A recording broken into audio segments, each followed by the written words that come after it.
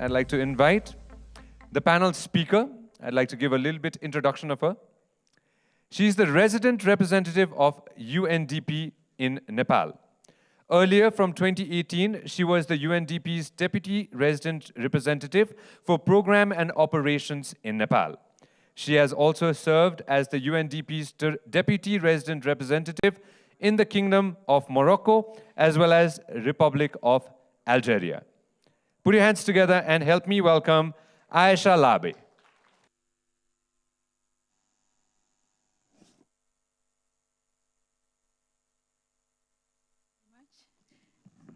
Respected participants, ladies and gentlemen, all protocol observed, good afternoon and namaste.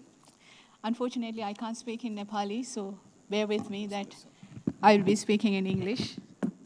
I'm very, very pleased and honored and privileged to represent UNDP today with KMG and all these lovely partners who are all reaching out to women, and also to address this August gathering in a month. And I hope that it will not only be limited to a month or a day, that we discuss, we debate, we reflect, we think, and we celebrate our mothers, our grandmothers, our sisters, our wives, our daughters. So I hope that it will not limit. And I know that I'm speaking to a converted public here, but still it is important to repeat that I hope that it will not only restrict it to the month of March, but all these partners will help us to keep this debate ongoing until we achieve and get the parity and get the equality and the justice for all. Since 2 days, I think Bandanaji might have mentioned this morning, 65th session of the Commission on the Women's Status is taking place right now for the next 10 days, mostly. And we are taking stock. We are all what we discussed this morning and we are going to hear afterwards. We are speaking about decision-making. We are speaking about public life. We are speaking about violence, just the session before that we heard. And also achieving equality and empowerment, all for women and in all diversity. Today I have been asked to share a few notes about something that we had been living, Mahamari, the crisis, and the impact on women, very briefly, probably. Post-pandemic scenario, crisis, impact on women, with the motive of bringing a positiveness and re-energize women working together for a better future. So that was when Maheshji asked me to speak, that was the request that I got. Some of the data, since we are knowledge partner, so I think what is expected from me is some of the data, quotes, references, mostly borrowed from different reports, from different UN agencies, World Health Organizations, UN Women, ILO, UNDP, and others. So it's not only about UNDP, it's also about the UN system. Most recently, we heard that if we look into the last 12 months, that we lived this Mahamari, or the crisis, or the pandemic, we learned few things. We learned facts save.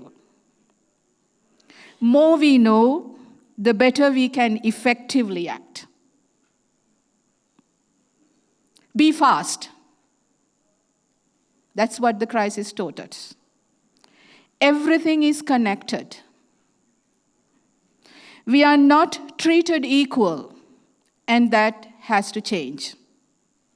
Progress, we saw in most of the developed countries, could be precarious, not long-lived. Many hands make light work even not human. Biodiversity keeps us alive. Women leadership matter. Migrants are the future. Crisis is also an opportunity. And sustainable development matters more than ever.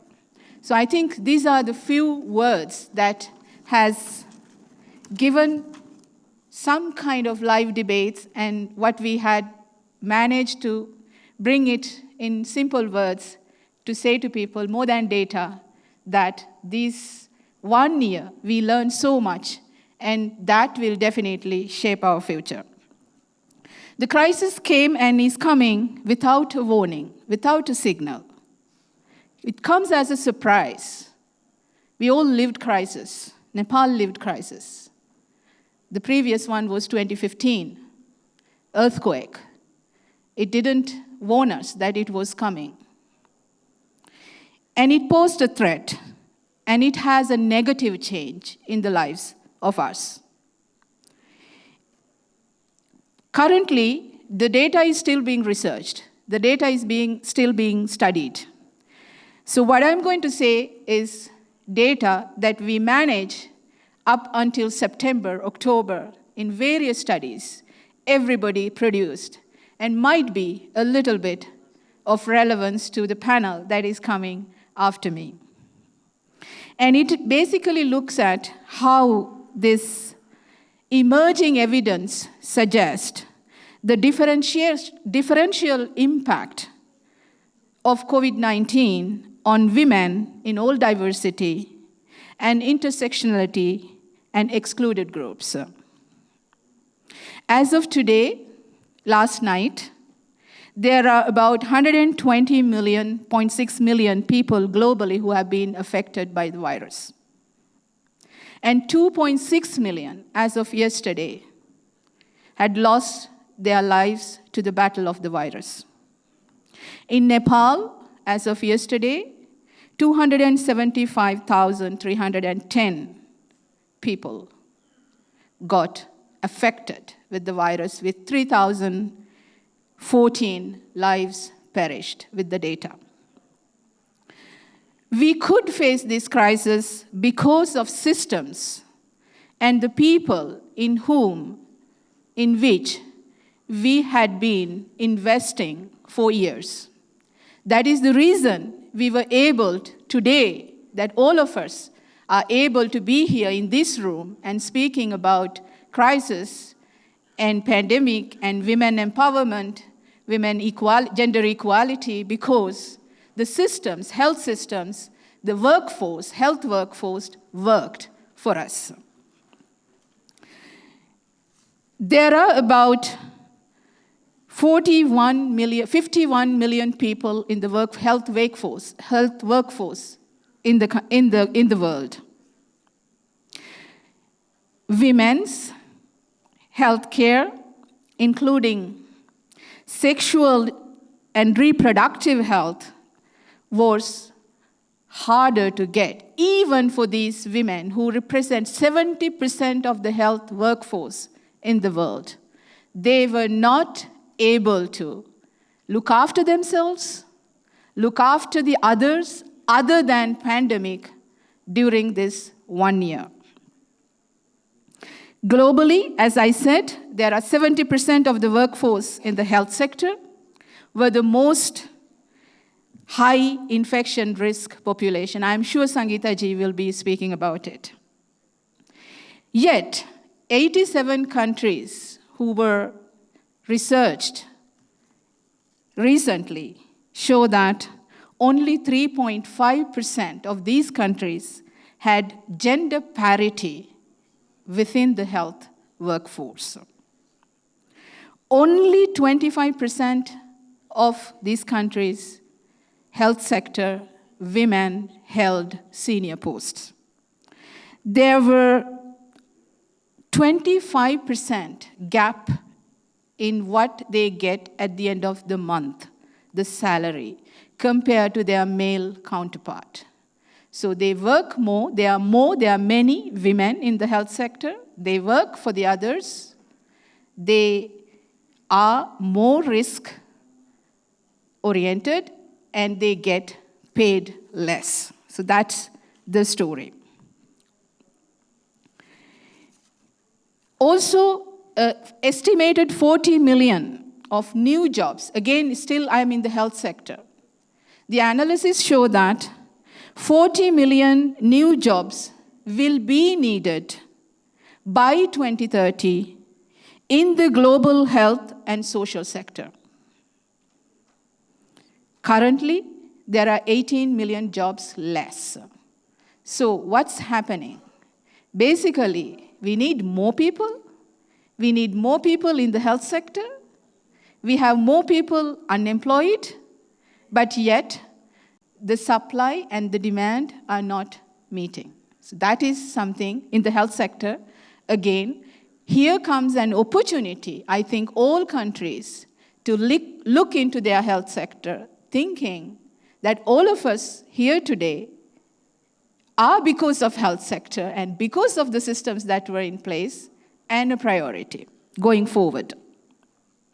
So I think the message I'm taking from the health sector crisis and women empowerment, gender equality, is that how can, going forward, that these could be included in the policies, in the laws, in the budgets, in the programs that we are all are part of, including the private sector. Now, if I come to Nepal very quickly, I looked at my notes last year, March, 17th of March, April, and there were one lab in entire Nepal, Teku lab, where we could go and do PCR test. One lab, 1 year ago. And today, we have 83 labs in the country, countrywide. What does it mean? It means when there is a will, there is a way we can do things. Within 1 year, we managed to go from 1 lab to 83 labs, get people tested. I think over 2.2 million people had been tested. Probably Sangeeta ji will tell me that it is right. And as of yesterday, 1.4 million people have been vaccinated. So about 5% of people have been vaccinated. So with this Nepal, low-income country, which managed to do this with this positive outlook. That, as a foreigner, that is what I see today. So I think this opportunity needs to be taken up and see how we can further make sure that health differences can be fulfilled going forward so that the rest of the population can be vaccinated very quickly over the next few months, and that we are all together in this crisis. Let me also very quickly speak about business after health. Because today, 1 year ago, when we were going to the field, what people were asking were for masks, sanitizers, thermometers, and they became, after that, antigen tests, PCR tests. And today they ask for vaccines. No, sorry, before that they asked for oxygen plants. And today they ask for vaccination. So you see how the requirements progress with the needs of the hour. So now, in parallel, what people are asking for is money, livelihoods, jobs, because they lost over the last 1 year. And they disproportionately affected women. They intensified the pre-existing inequalities because it was not fair before. So when the baseline is wrong, whatever we do, it wouldn't go at the same speed. Social norms, the institutions, were not in the favor of women. The men didn't have skills, education, the skills, the knowledge, or the experience. And even when they had, they didn't know how to use it. They didn't know how to bargain. They didn't know how to negotiate. So that is why it is important at times of crisis, hand-holding for some part of the population. If we look at some of the studies, the women are primarily who are engaged in the informal sector that we all know. They gave up their meals during the pandemic. If they ate 3 times, they end up eating 2 times or even 1 time. They sold their assets and they were back at home. They didn't have a pay. They didn't have maternity leave.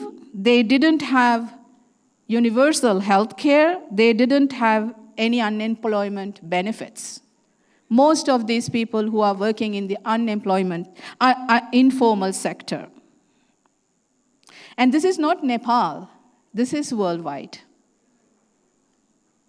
So this is why I think it is important, and we are being asked, we are being forced, not only to think about the livelihoods. I understand there are a lot of associations today here who are working on different artisans, different micro-enterprises, and so forth. But it is also important to think about the social protection and the safety nets that need to be put in place when one loses the job, her work that she had been doing. And most of the time, worldwide, women do about 12.5 billion hours of unpaid work every day. 12.5 billion of unpaid work every day, which amounts, since we are with the private sector, $11 trillion a year. If you put a figure into that, this 12.5 billion hours that women spend working can be costed at $11 trillion a year. On average, that means me and you, we spend 2.4 hours per day more than our male counterparts every day, unpaid. And if we take the paid economy, it comes up to 4 hours more per day. The women spend looking after the kids, looking after the parents, looking after the in-laws, looking after whatever the issues that they have with neighbors. We spend 4.5 hours a day compared to our male counterparts. So this is why the number of hours, how we spend it, is extremely important, and it is time that we look into that in economic terms, if we look in the jobs. As I said, the social protection systems, very few countries in the world have social protection systems, the policies, the programs. Very few countries have put in place fiscal measures during the crisis time that make small, medium enterprises get access or come over and come across the crisis. And people, men especially, they think that when there is a crisis, they should be prioritized over women. It's the man who should continue to work, whereas the woman should stay back home. That is still with this mentality. And also, unfortunately, these kinds of measures take time. I would not go by all the different elements because I know the time is a factor. I took health and jobs, the business, but you can bring it to the environment issues. Earthquake, 55% of the people who died in Nepal, they were women. And the rest, the 45, they were men, but their families were left with women-headed households. So it all comes ultimately to women. What I would like to end up is that it's not all the sad story. There are positive outlooks. There are people who had overcome globally and locally.